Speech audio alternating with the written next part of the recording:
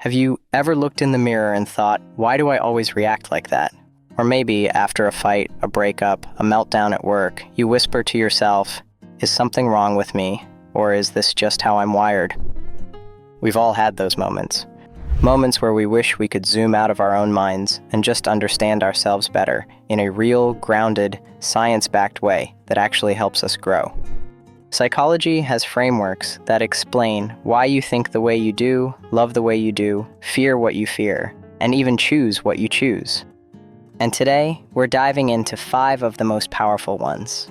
Not to put you in a box, but to hand you a mirror that reflects not just who you are, but who you could become. Number 1, MBTI. Have you ever heard someone describe themselves as an INTJ or an ESTP and wondered what those cryptic-sounding letters could mean? What these people are referring to is their personality type based on the Myers-Briggs Type Indicator, MBTI. The Myers-Briggs Personality Type Indicator is a self-report inventory designed to identify a person's personality type, strengths, and preferences. The questionnaire was developed to work with the theory of personality types. Today, the MBTI inventory is one of the world's most widely used psychological instruments. MBTI stands for Myers-Briggs Type Indicator, and it's one of the most popular personality frameworks in the world. It's based on 4 simple pairs of opposites. Introversion, I, versus extroversion, E, how you recharge. Sensing, S, versus intuition, N, how you take in information. Thinking, T, versus feeling, F, how you make decisions. Judging, J, versus perceiving, P, how you deal with structure and planning. Put them together and you get 16 personality types.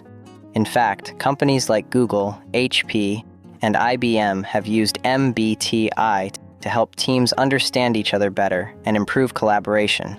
Because the Myers-Briggs Personality Type Indicator is relatively easy to use, it has become one of the most popular psychological instruments currently in use today. Approximately 2 million U.S. adults complete the inventory each year. While there are many versions of the MBTI available online, it should be noted that any of the informal questionnaires that you may find on the internet are only approximations of the real thing. The real MBTI must be administered by a trained and qualified practitioner who includes a follow-up of the results. Number 2, Big 5 personality traits. The Big 5 personality traits, also known as OCEAN, is the most scientifically supported personality framework we have today. Psychologists build entire research papers, therapy models, and hiring systems around it. So, what are the Big 5 traits? OCEAN is an acronym for the 5 core dimensions of your personality. Openness. Are you curious and open to new experiences? Conscientiousness. Are you organized, reliable, and self-disciplined? Extroversion. Do you get energy from being around people? Agreeableness. Are you compassionate, cooperative, and trusting?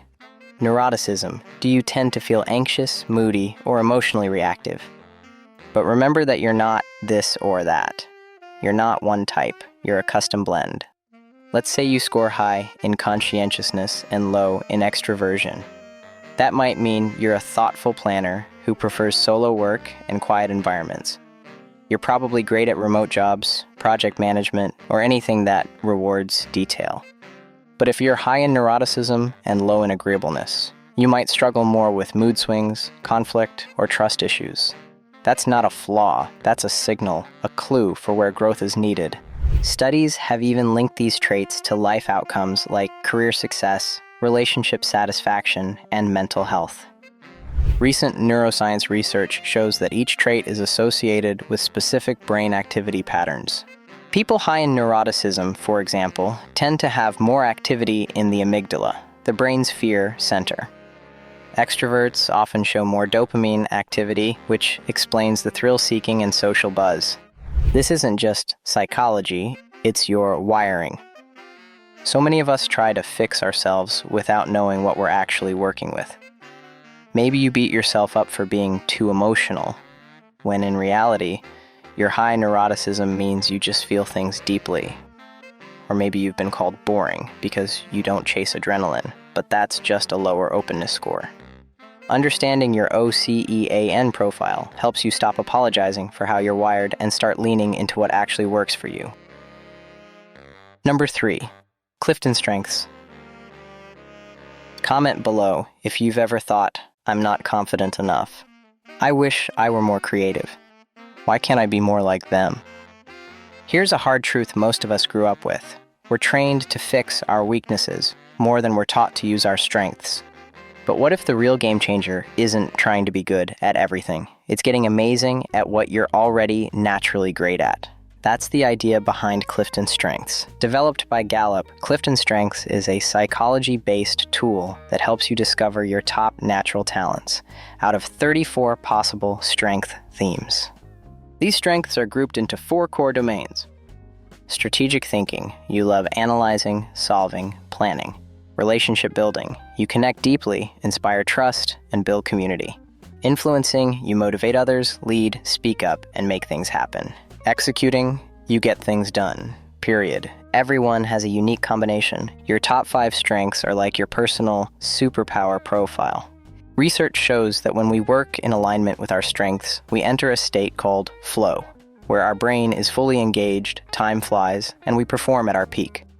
Strength-based work reduces stress, increases motivation, and boosts well-being. Gallup found that people who use their strengths every day are 6 times more likely to be engaged at work and 3 times more likely to report an excellent quality of life. Number 4, multiple intelligences. Remember being in school and thinking, I suck at math, so I must not be smart. Or, I can't memorize facts, so I'll never be successful. But what if that version of intelligence we grew up with was way too narrow? That's what Harvard psychologist Howard Gardner challenged. He said, there's not just one kind of smart, there are at least 8. So, what are the multiple intelligences? Gardner's multiple intelligences theory says we all have different types of intelligence, and no one type is better than another. Here's a breakdown of the 8 core types. Linguistic intelligence, logical mathematical intelligence, musical intelligence, bodily kinesthetic intelligence, spatial, picture intelligence, interpersonal intelligence, intrapersonal intelligence, naturalistic intelligence. You don't have to be good at all of them. But understanding which ones come naturally to you can change the way you see yourself. Let's say you struggled in school. You weren't great at writing essays or solving equations, but you were always drawing, fixing things, or calming people down when they were upset. In traditional education, you might have been labeled as below average. But through Gardner's lens, you're spatially intelligent, bodily intelligent, maybe even emotionally intelligent. You think in images, you work with your hands, you connect with people. That's not a weakness, that's your natural zone of genius. Each intelligence type taps into different parts of the brain. Musical intelligence lights up the auditory cortex and parts of the right hemisphere. Kinesthetic intelligence engages the motor cortex and cerebellum. Intrapersonal intelligence relies on the default mode network, the same system used in deep reflection and emotional processing. Your brain isn't just smart or dumb. It's a constellation of strengths.